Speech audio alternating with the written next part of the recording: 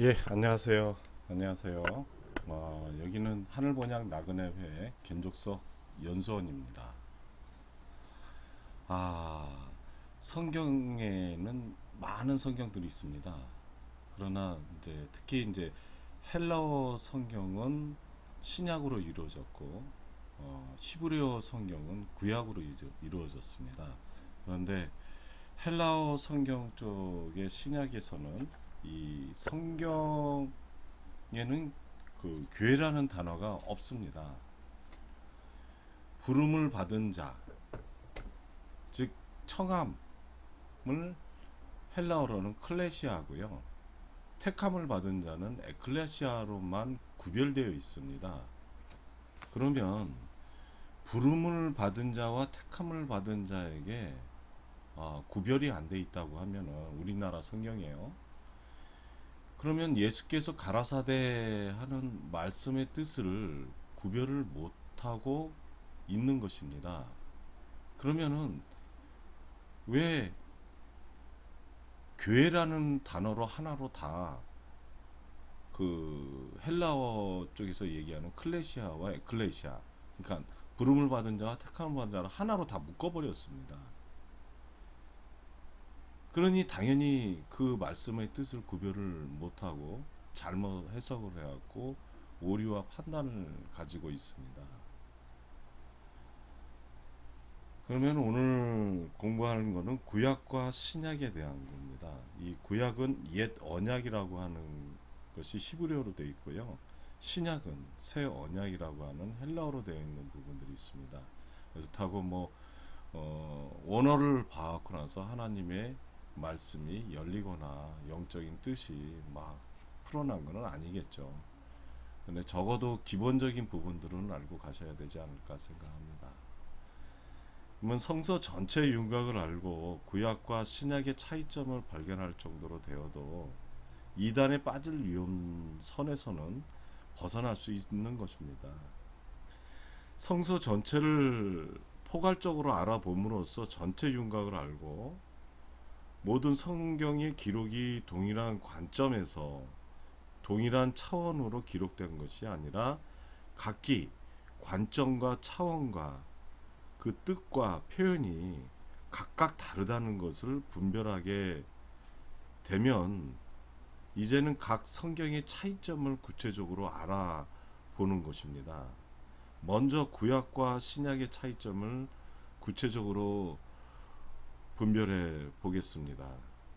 갈라디아서 4장 24절에서 26절에 이것은 비유니 이 여자들은 두 언약이라 하나는 신의 산으로부터 종을 낳은 자니 곧 하가라. 이 하가는 아라비아에 있는 신의 산으로 지금 있는 예루살렘과 같은 데니 저가 그 자녀들로 더불어 종노릇하고 오직 위에 있는 예루살렘은 자유자니 곧 우리 어머니라고 했습니다. 그러면 여기 본문에 나오는 어머니는 우리를 영적 자녀로 거듭나게 해줄 복음을 뜻합니다. 그러면 여기 본문에 두 여자와 두 언약이 나옵니다. 두 여자는 누구와 누구고 두 언약은 무슨 언약과 무슨 언약입니까? 두 여자는 하가와 사라고 두 언약은 구약과 신약입니다. 두 여자는 두 언약의 비유라고 하였으므로 하가는 구약을 상징하고 사라는 신약을 상징하였습니다. 종은 구약에 얽매여 있음을 뜻하고 즉 율법에 얽매여 있다는 거고요. 자유하는 여자는 율법에서 해방된 복음을 뜻합니다. 즉 율법에서 영적 출애굽을 했었을 때 우리한테 복음이 눈과 귀를 열어준다고 해서 복음이라고 하는 것입니다. 두 언약, 두 여자에서 각기 아들 이스마엘과 이삭이 하나씩 나왔는데요. 구약 하가에서 나온 아들은 육체를 따라 낳고 신약 사라에서 나온 아들은 약속에 따라 낳습니다. 그러면 육체 이 구약을 따라 난 아들은 종이 되고 약속 신약에 따라 난 아들은 유업을 이을 후사가 됩니다. 상속주의 유업을 이은 후사는 그의 상속주를 아버지라고 부르지만 종은 그의 주를 아버지라고 부를 수 없습니다. 종이 부를 수 있는 주의 이름은 여호와입니다. 그러므로 종은 그의 주 여호와의 증인이 되고 유업을 이을 후사들은 영존하시는 아버지요 삼위일체 하나님이신 기묘자. 이 기묘자라는 것은 육적 인간으로서 이해하기 어려운 기이한 자 이런 것입니다. 그러니까 이 기묘자의 증인이 되는 것입니다. 그런데 성경이 무엇이라고 했는가요? 갈라디아서 4장 30절에 계집종과 그 아들을 내어 쫓으라. 계집종의 아들이 자유하는 여자의 아들로 더불어 유업을 얻지 못하리라고 했습니다. 창세기 21장 10절 말씀 참조 바라고요. 종은 아들처럼 유업을 얻지 못하고 쫓겨날 것을 그림자, 구약으로 예시해주고 실상, 신약으로도 말해주었습니다. 갈라디아서 4장 30절에 있죠. 지금 방금 읽은 장에 있는 겁니다. 우리는 종의 자녀가 아니요 자유하는 여자, 그러니까 구약에서 영적 출애굽된 해방된 신약의 자녀들입니다. 그래서 갈라디아서 4장 31절과 고린도후서 3장 6절 말씀을 이 말씀이 증거의 말씀이 있죠. 그러면 갈라디아서 5장 1절에 이런 말씀이 있습니다. 그리스도께서 우리를 자유케 하려고 자유 복음을 주셨으니 그러므로 굳세게 서서 여호와 증인에게 미혹되지 않도록 정신을 바짝 차리라고 경고를 합니다. 종의 신분인 여호와의 증인이 되어서는 안 된다고 하는 것입니다. 우리는 예수님을 증거해야 합니다. 사도행전 1장 8절의 말씀이 있습니다. 구약의 모든 용어와 사물과 행적들은 신약, 복음의 그림자라는 것을 우리는 명심하고 알아야 됩니다. 이 말씀의 증거는 골로새서 2장 17절과 히브리서 10장 1절과 9장 24절 말씀을 참조 바랍니다. 참 하나님은 예수라는 인간, 육신 속에 계시는 말씀 곧 영이십니다. 그 말씀이 곧 영이요 생명입니다.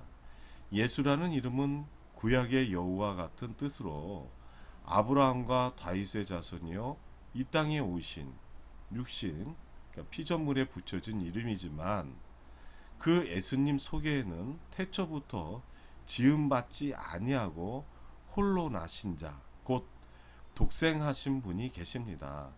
그 독생자에 붙여진 이름을 예수가 아니라 태초에 계신 말씀이십니다. 이게 요한복음 1장 1절에 있죠. 그 독생자가 히브리어로는 여호와이고 히라보로는 모노게네스입니다. 스스로 되다 또는 홀로 되다라는 뜻입니다. 다음의 성경 구절들을 면밀히 고찰해 보면 이해가 될 것입니다. 그분은 피조물이 아닙니다. 그분은 여호와의 증인이 알고 있는 천사장 미사엘이 아닙니다. 그분은 만물을 지으신 이요 전능하신 하나님이십니다. 이사야서 9장 6절 말씀을 보겠습니다. 이는 한 아이가 우리에게 낳고 한 아들을 우리에게 주신 바 되었는데 그 어깨에는 정사를 메었고 그 이름을 기묘자라 모사라 전능하신 하나님이라 영존하시는 아버지라 평강의 왕이라 할 것임이라고 했습니다. 전능하신 하나님이 한 아기도 되고 영존하시는 아버지도 되고 또 한 아들도 되니 정말 기묘한 자가 아닐 수 없습니다.